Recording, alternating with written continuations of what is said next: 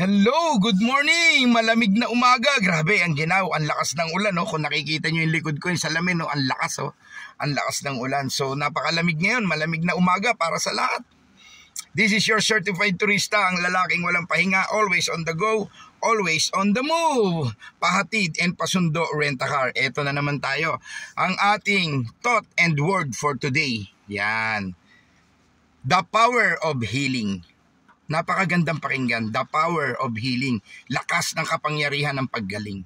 Alam nyo tayong mga tao, lahat tayo dumadanas, no? Dumadamas, bla bla bla, nabubulol na ako. Dumadanas tayo sa iba't ibang klaseng karamdaman. Kahit yung bagong panganak na baby, hanggang sa paglaki niya, lahat yan dumadaan sa pagkakasakit. Lahat tayo dumadana sa mga klaseng karamdaman, may malubha, merong mild lang. Pero lahat may kagalingan. Lahat gumagaling. Dito pinakikita ng ating Panginoon na siya lang dapat nating unahin. Siya lang ang number 1 doktor natin na magpapagaling. Pangalawa na lang yung doktor natin sa ospital. O yung mga herbal o yung mga manghihilot. Pangalawa na lang yan. Ang Diyos ang ating number 1 na kagalingan. No, lahat ng sakit may kagalingan. Sample ko lang, very thankful ako kay God kasi naranasan namin yan. Ang asawa ko, cancer patient, victim ng cancer, breast cancer. Pero 10 years na, survivor. Thank you Lord. Sobrang pasasalamat ko dyan.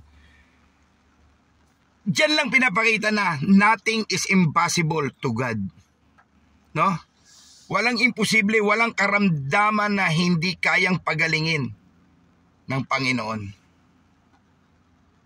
Lagi nating tandaan yan, lagi nating isipin. Pero, sabi nga ni Padre Pio, alam ko naman, karamihan sa atin kilala si Padre Pio. Sabi nga ni Padre Pio, hindi lamang sa physical na pangangatawan ang karamdaman na dapat nating pagalingin. Hindi lang yun ang dapat nating hinihiling. Ang number 1 sakit ng tao na ang hirap pagalingin ay yung ating spiritual and emotional na karamdaman. Ano po ba yun? Yung ating galit, yung ating mga kasalanan, yung spiritual natin, nagkukulang tayo sa paglapit sa Diyos, sa pagpapasalamat. Yun ang dapat number 1 na sakit natin na dapat natin pagalingin. Sabi nga ni Padre Pio,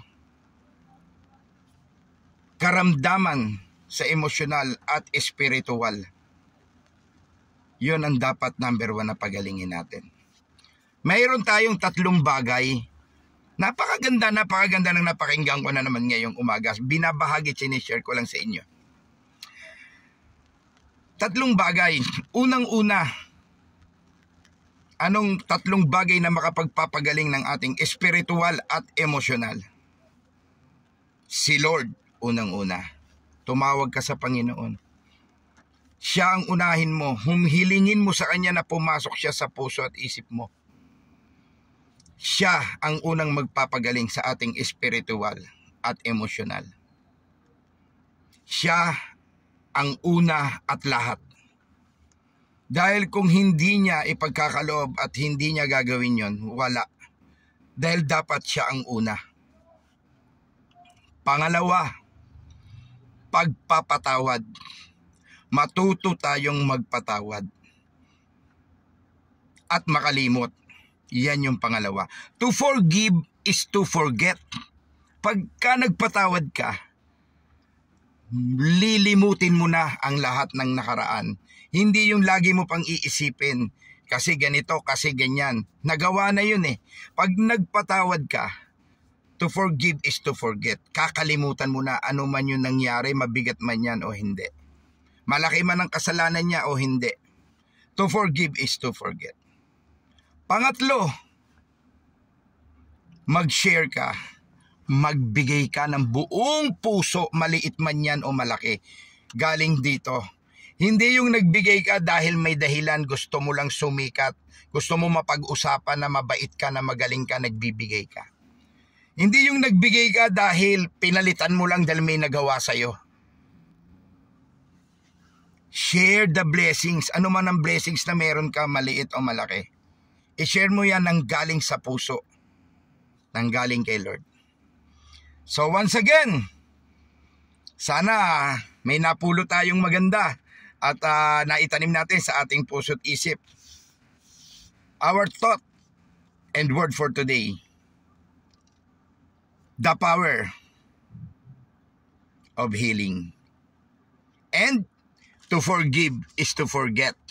Yan. God bless and more blessings sa lahat. See you again.